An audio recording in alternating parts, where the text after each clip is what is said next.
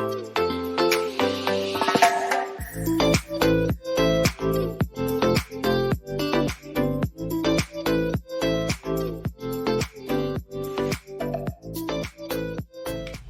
everybody, and welcome to day 5 of our April series.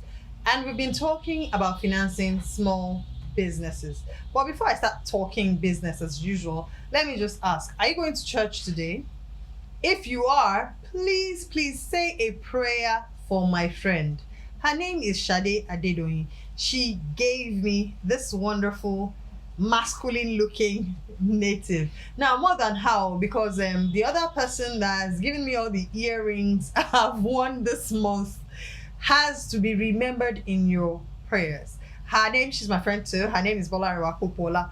But if you're looking for her, you like the stuff I wear, it's Big Glitz Accessories. It will be in the comments by the time you're watching this video so that you can check her out on Instagram and place your orders. Of course, by the time you're ordering 3 for yourself, you will tell her to deliver 1 to me because you have seen the quality that I've introduced you to. Now, today is the part people like.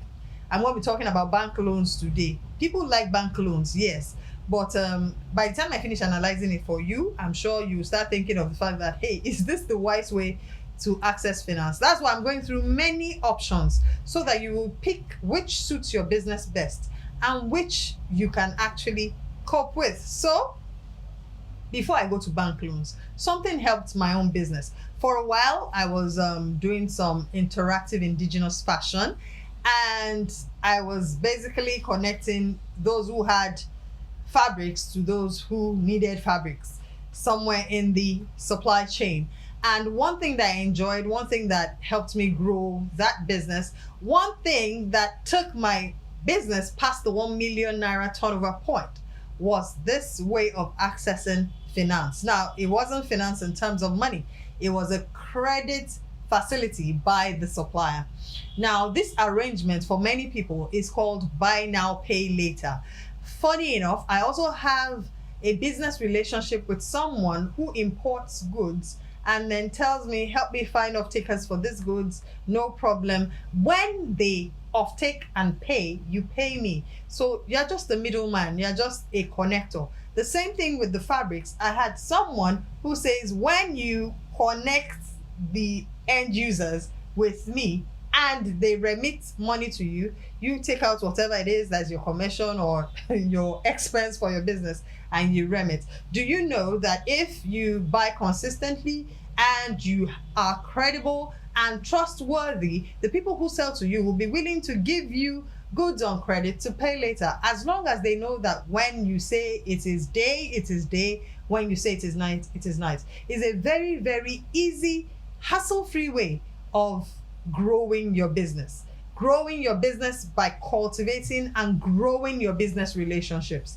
If you have a relationship with the person you are getting from in the supply chain, even if it's raw materials, even if it is basically raw materials, products, even when you are just selling, it's not like you're taking it through a production process.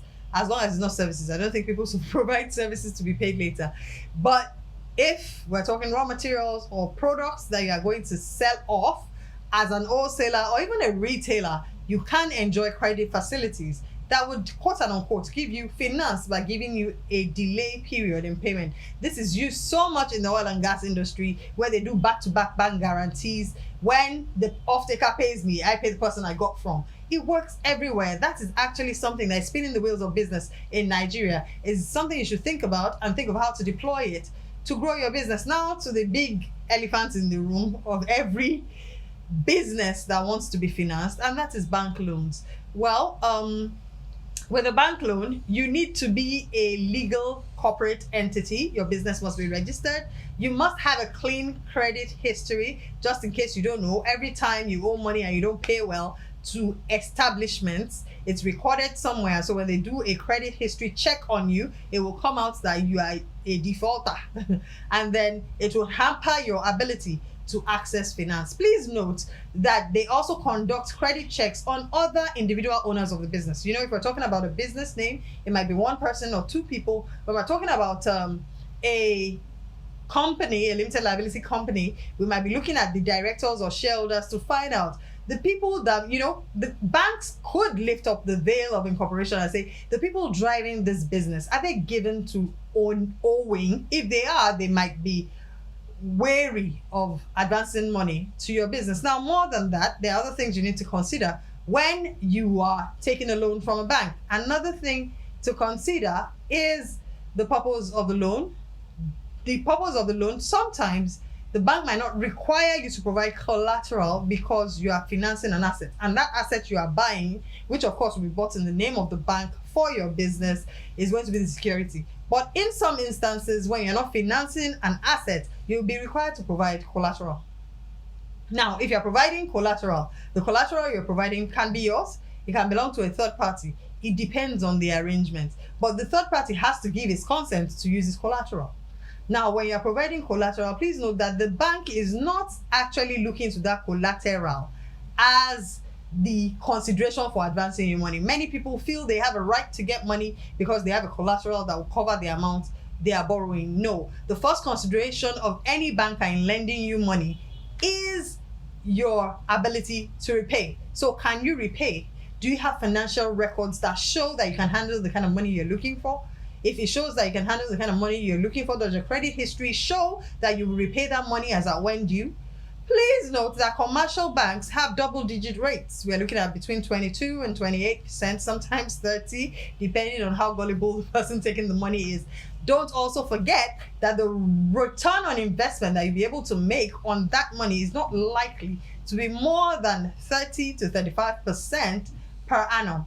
So sometimes you need to consider the interest rate from a very intelligent perspective. Am I making enough money to be paying this kind of interest on the money? I know that it looks attractive at times, your profit looks way larger than that, but you must always consider your overhead. You must always consider your recurrent expenditure. That is why I say you don't make financing decisions in business in a haste. Dot your I's, cross your T's, check everything to be sure that this is what you should be doing. Now, there are specialized banks, banks of industry, Bank of Agriculture.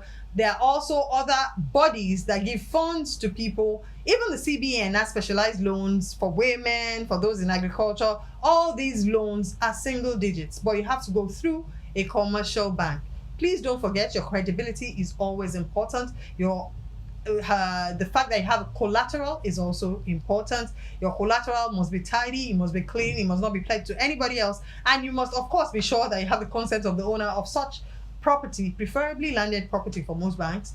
You have the consent of that person to pledge it. Now, I think I've said too much for free. You should consult me for a fee much later. I have to rush. Enjoy church, enjoy whatever type of worship you're going to be involved in today. Acknowledge your creator, and definitely it will give you direction. Have a wonderful time. We'll continue from here tomorrow. Take care.